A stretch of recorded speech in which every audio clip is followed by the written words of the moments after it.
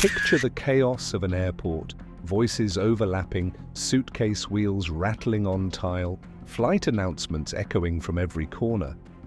Among the sea of travelers that morning in Kuala Lumpur, one man moves with quiet purpose, unaware that every step he takes is pulling him closer to the most shocking moment of his life. His name is Kim Jong-nam, the exiled half-brother of North Korea's ruler, and in less than an hour, he will be dead. Two women are watching him. To the casual observer, they seem harmless, maybe even playful. One drifts closer and, in a motion as quick as a wink, covers his eyes from behind. The other swoops in, rubbing something on his face. They laugh, they vanish, and for anyone glancing over, it looks like an odd prank between strangers. But within seconds, Kim is staggering, his face contorting in pain, his breath coming fast and shallow. He clutches his head, eyes darting in panic, and stumbles toward security, gasping for help. What just happened in those few seconds? Who were these women, and why target him of all people? This was no random act, no harmless joke gone wrong. It was a meticulously planned execution, carried out in broad daylight, using one of the deadliest chemical agents known to man.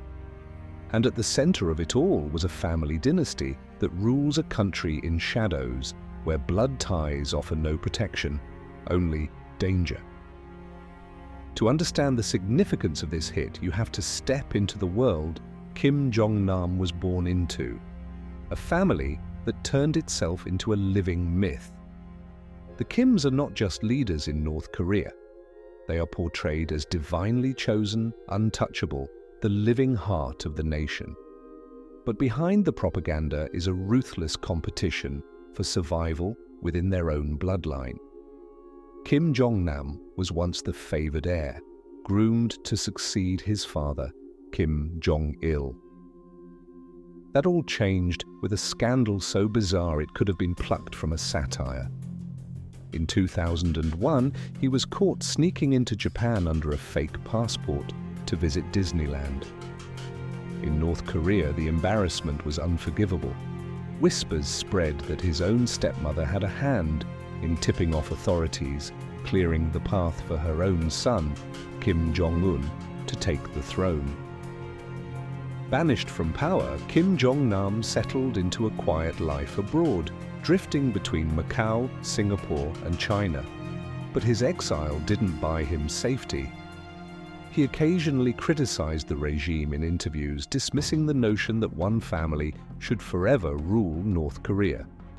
To his younger brother, these comments weren't just inconvenient, they were dangerous. Kim Jong-nam wasn't a faceless dissident. He was a blood relative with a legitimate claim, living under the protection of China, a nation whose influence could tilt the balance of power. Eliminating him on Chinese soil, however, would be too risky. So the wait began for a time and place where his death could be staged far from Beijing's reach. That opportunity came in February 2017 in the bustling terminals of Malaysia's main airport. But the weapon wouldn't be a gun or a knife. It would be VX nerve agent, so lethal that even the smallest drop on bare skin can kill in minutes. Producing it requires expertise, and deploying it without instantly killing the handlers required something else, human shields. And this is where two young women, one Indonesian, one Vietnamese, enter the story. To the world, they would appear to be assassins.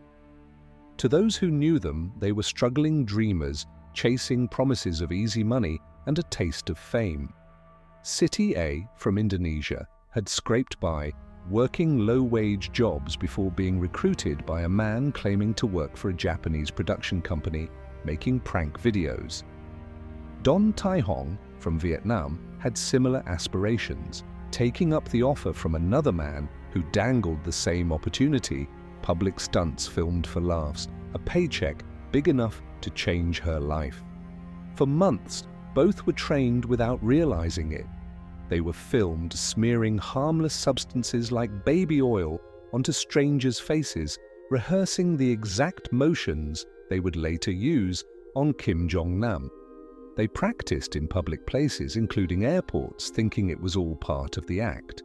The handlers fine-tuned every detail, how to approach from behind, how long to keep their hands on the target's eyes, when to pull away. To the women, it was about getting a better reaction for the camera. To the men orchestrating it, it was about perfecting a kill.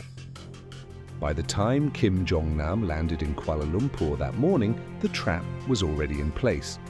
Surveillance footage later showed North Korean operatives stationed across the terminal, handlers shadowing the women, and escape routes already mapped out.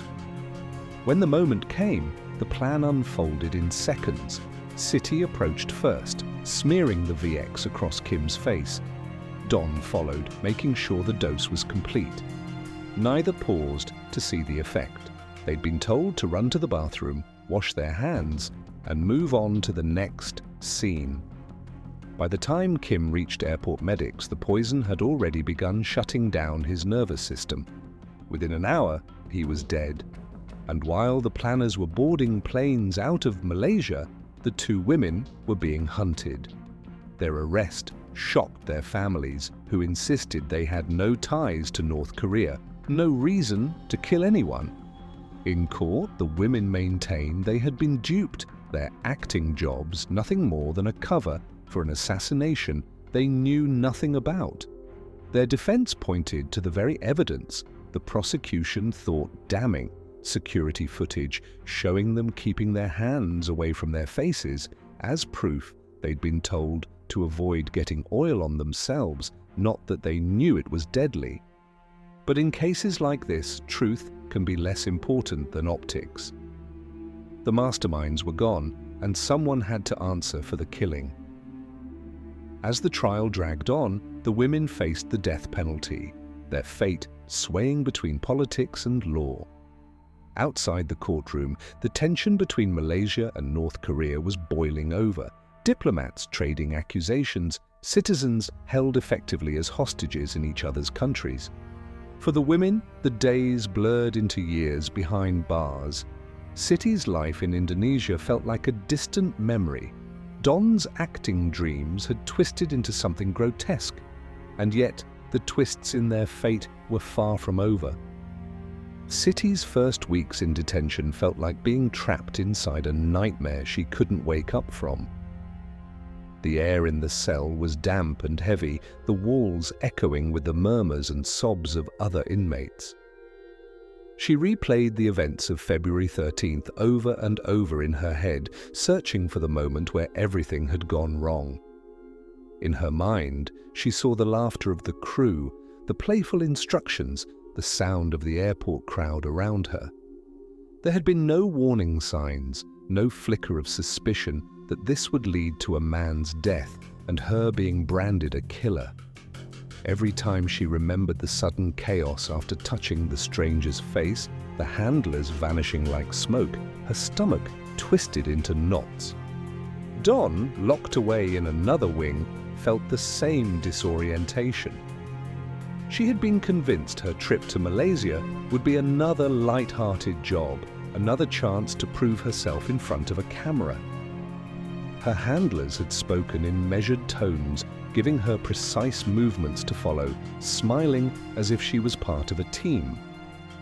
But now those men were halfway across the world, unreachable, untouchable, while she sat in an interrogation room under blinding fluorescent lights, accused of being a political assassin.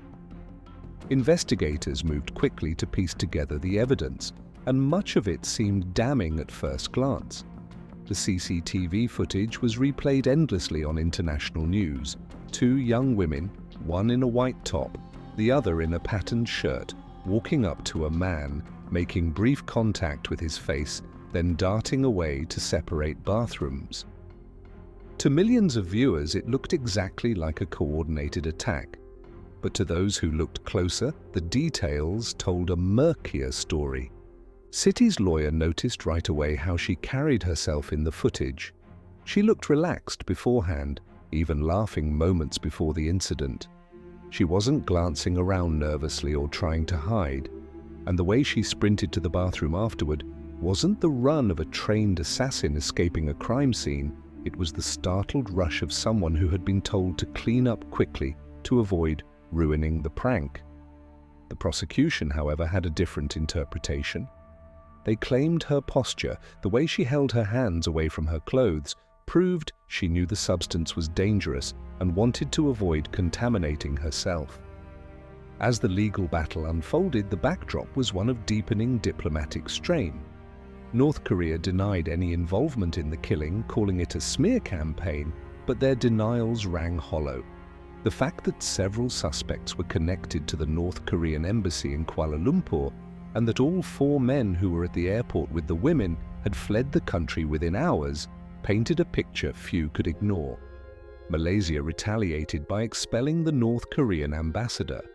In turn, Pyongyang barred all Malaysians from leaving North Korea, effectively taking them hostage. The standoff was tense, and in a situation this politically charged, truth often bent under the weight of power. While governments sparred, the women's defense teams dug deeper. They uncovered the women's recruitment stories in painful detail, stories that revealed a pattern of calculated grooming. City had met James months earlier, a man who spoke poor English and claimed to be Japanese. He had brought in another associate, Mr. Chang, to translate and act as a bridge between them. They offered her cash, more than she'd ever made in a day, to take part in harmless-looking stunts. Each job was framed as a joke popular in Japan: approach someone from behind, smear oil on their face, apologize, and walk away. To her, it was odd, but harmless.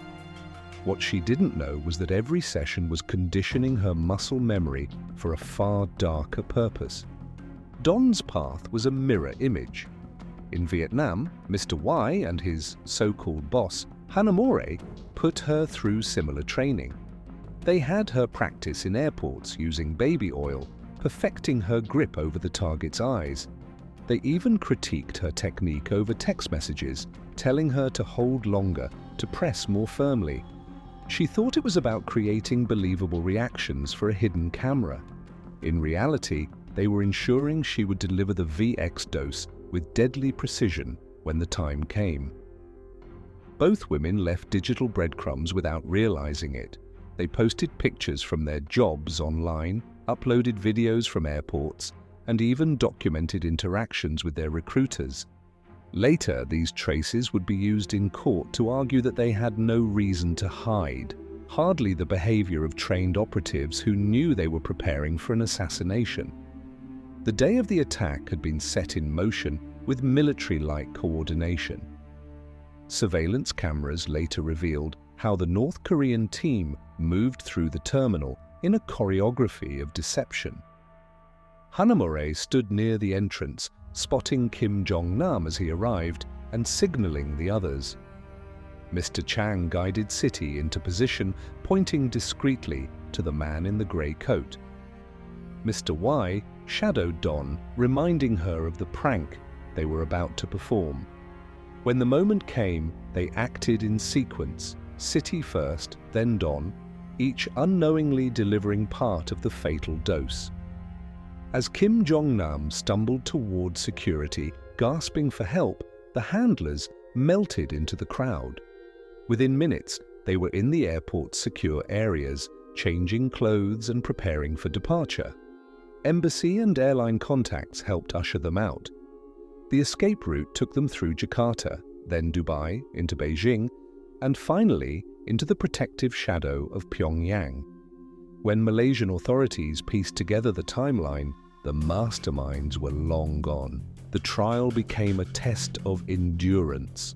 The prosecution's argument was simple: regardless of what the women thought they were doing, their hands had delivered the poison, and a man was dead. The defense countered that intent mattered, that without knowledge of the substance, they were not killers, but victims themselves.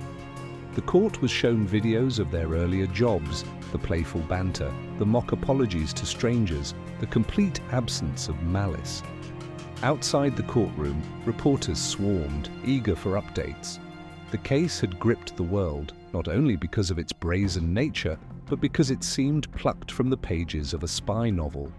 A dictator's estranged brother, chemical weapons banned under international law, unwitting participants lured by promises of fame, and a global game of blame between two governments with no trust between them. Months turned into years. Both women remained in detention, their faces growing thinner, their eyes shadowed but defiant. Their families campaigned tirelessly for their release. Siti's father, a man who had once believed his daughter would never leave Indonesia, found himself at the gates of embassies, pleading for justice. Don's family, quieter but equally desperate, watched from Vietnam, powerless to change the course of events without the full weight of their government's intervention. Then in March 2019, the air in the courtroom shifted. Prosecutors abruptly announced they were dropping all charges against Siti. The decision stunned everyone, including the judge. No explanation was given beyond instructions from above. It was no secret that Indonesia had pushed hard behind the scenes, leveraging diplomatic ties to secure her freedom. After 2 years behind bars, Siti walked out of the courthouse into the blinding Malaysian sun, smiling through tears. Cameras flashed, microphones crowded around her, and she whispered thanks before being swept away to a safe location. For Don, the news was bittersweet. One of them was free, the other remained on trial. Vietnam's government had been far less aggressive in lobbying for her release, perhaps wary of straining its relationship with North Korea. Her legal team fought on, but the weight of the charges loomed over her like a storm cloud. The death penalty was still on the table. On April 1st, 2019, Don was led back into the courtroom for what many feared would be the day her fate was sealed. The room was tense, the air thick with anticipation. Vietnamese embassy officials were present, their expressions unreadable. Outside, journalists waited in clusters, ready to beam the verdict across the world. What happened next caught even Don off guard. The murder charge was dismissed. In its place, she was asked to plead guilty to a lesser offense, causing hurt with a dangerous weapon. The sentence, 3 years in prison. It was far from an acquittal, but compared to a death sentence, it was a lifeline. And the reality was even better. With time served and the possibility of early release, she would be free in just a few weeks. When she stepped out of prison the following month, cameras were waiting at the airport in Hanoi. She walked into a swarm of reporters, microphones thrust toward her, questions tumbling over one another. She didn't answer much, just smiled, waved, and hurried into the embrace of her family. The fame she had once chased had found her in the most twisted way imaginable. Siti returned to Indonesia to a hero's welcome from some and wary glances from others. Don slipped back into her old life in Vietnam, though nothing about her was truly the same. Both had been pawns in a deadly geopolitical game, their futures almost destroyed by forces they couldn't see or understand. Yet they were alive, free, and determined never to be used again. But even as the two women tried to rebuild, the truth of what happened in Kuala Lumpur lingered like a shadow, an unanswered question of who gave the order, who crafted the plan, and why the world allowed the real architects of the killing to vanish without consequence. And somewhere, far from the glare of cameras, those men lived their lives untouched, carrying the knowledge that they had pulled off one of the most audacious assassinations in modern history, leaving chaos, grief, and unanswered questions in their wake. The years that followed brought no peace to the unanswered questions. Officially, the case in Malaysia was closed, the headlines moved on, and the airport's departure hall once again filled with the usual rhythm of departures and arrivals. But beneath that surface normalcy, the assassination of Jong-nam continued to ripple through the dark corridors of power. The CIA had their theory, South Korean intelligence had theirs, and Chinese officials, who had quietly shielded Jong-nam for years, spoke of it only in whispers. Every version of events led back to the same core truth. This was a state-sanctioned hit, signed off at the highest level in Pyongyang. And the way it was done, a daylight kill in a friendly country using civilians as unwitting delivery agents, wasn't just about removing a threat. It was about sending a message. We can get to you anywhere, anytime, and we don't need an army to do it. In diplomatic circles, Malaysia's compromise, releasing North Korean suspects in exchange for the safe return of their own citizens, was called practical. On the streets, it was seen as surrender. The men who planned the operation were now back in North Korea, hailed as patriots behind closed doors, untouchable by any court on earth. The chemist who cooked the VX was likely already working on his next assignment. For City and Don, the nightmare wasn't over simply because they were free. Their names were forever tied to one of the most infamous political assassinations in modern times. Strangers whispered when they walked into shops. Journalists hunted them for interviews. Foreign intelligence agencies quietly tracked their movements, wondering if they still carried fragments of the truth. Every so often, each woman would remember the faces of the men who recruited them. The polite smiles, the rehearsed jokes, the casual way they'd slide cash across the table and feel the hair on the back of their neck stand up. There were moments when City swore she saw James in a crowd just for a heartbeat before he melted away. Don once got an anonymous message online that simply read, "Be careful who you talk to." She deleted it immediately but couldn't shake the chill it left behind. Neither could ever be sure whether the threat was real or just the paranoia left behind by what they'd endured. Then a year after their release, a classified leak shook the intelligence community. An intercepted North Korean communication suggested the VX attack had been only one part of a larger coordinated campaign. The airport hit was a test, not just of the poison's effectiveness, but of the world's reaction. The message was clear: if a regime could kill someone so high profile in a foreign airport and get away with it, then almost any target was within reach. Within weeks of that leak, rumors spread of another suspicious death, this time a former North Korean diplomat who had been living quietly in Southeast Asia. The official report said heart attack. The autopsy said nothing at all. Local police refused to answer questions.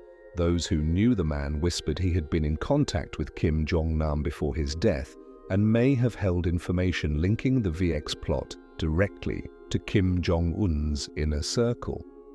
The whispers began to turn into a murmur. If the mastermind had silenced one loose end so brazenly, how many others were already gone without anyone noticing? Journalists tried to reconnect with City and Don, hoping they might know more, but both women stayed silent.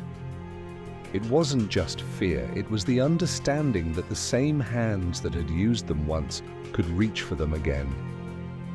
Every camera flash, every unexpected knock at the door felt like the first note of a song they'd heard before.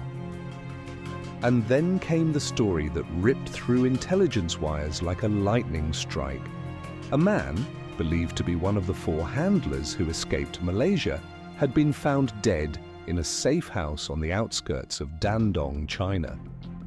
His body was discovered slumped over a desk, his laptop still open, the faint smell of bitter almonds in the air.